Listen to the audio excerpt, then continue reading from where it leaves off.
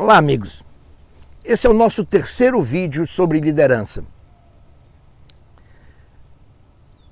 Daniel Goleman disse que o primeiro passo para a inteligência emocional é o autoconhecimento. Para ser um líder, também, você precisa conhecer a si mesmo. As pessoas acham que se conhecem, mas na maioria das vezes é um engano. Quem eu sou?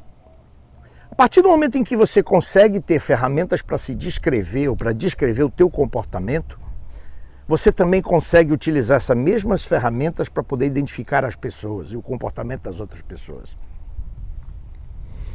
Há 400 anos antes de Cristo, Hipócrates, o pai da medicina moderna, ele começou a separar os seus pacientes em grupos de acordo com o seu comportamento. E ele descreveu esses 4 grupos. Primeiro grupo de coléricos, sanguíneos, fleumáticos e melancólicos.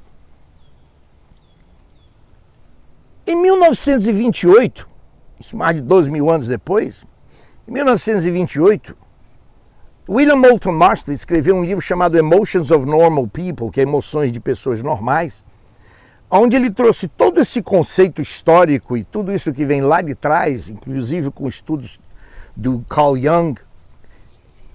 Ele colocou isso em termos mais modernos e descreveu esses 4 fatores como dominância, influência, estabilidade e conformidade às regras. É o DISC, que é um conceito acadêmico. Todos nós temos, de alguma forma, essas características conosco quando a gente nasce. O que o Carl Jung descreveu como self.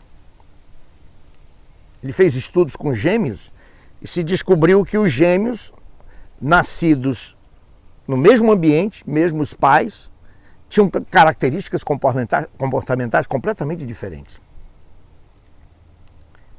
A partir do momento em que você descobre essas características, primeiramente em você, e depois você consegue identificar isso nas pessoas, você está dando o primeiro passo para poder se relacionar melhor com elas e começar a estabelecer os teus primeiros exemplos das tuas próprias características como líder.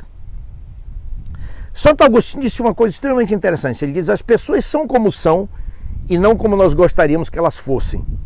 Isso é uma afirmação inquestionável.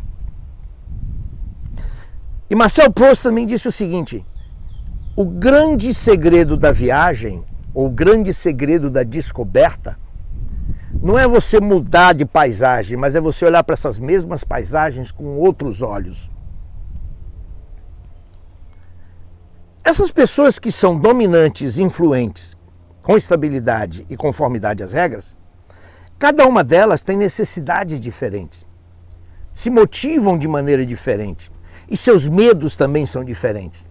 Uma pessoa de alta dominância, por exemplo, ela é motivada por desafios, pelo poder. Mas ela tem medo de falhar. Uma pessoa de alta influência, ela é motivada por pessoas, por relacionamentos. O que é uma característica interessante do líder? E o seu grande medo, no entanto, é rejeição. Morre de medo da rejeição. A pessoa de alta estabilidade, ela valoriza a estabilidade. E o seu medo são as mudanças, ou tudo aquilo que pode causar uma instabilidade. E a pessoa que é conforme às regras, ela é motivada pelos procedimentos, pelas regras claras. E o seu medo são conflitos e problemas. Elas querem estar longe de conflitos e problemas.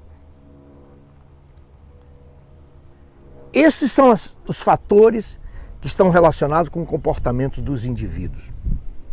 E a partir do momento em que você também consegue identificar em você essas características, e você consegue identificar essas características nos outros através de comportamentos observáveis, até você pode utilizar ferramentas de assessments modernas e adequadas para achar esses fatores, mas se você consegue identificar isso através de comportamentos observáveis, você começa a se adaptar melhor a elas para que você se transforme num grande líder.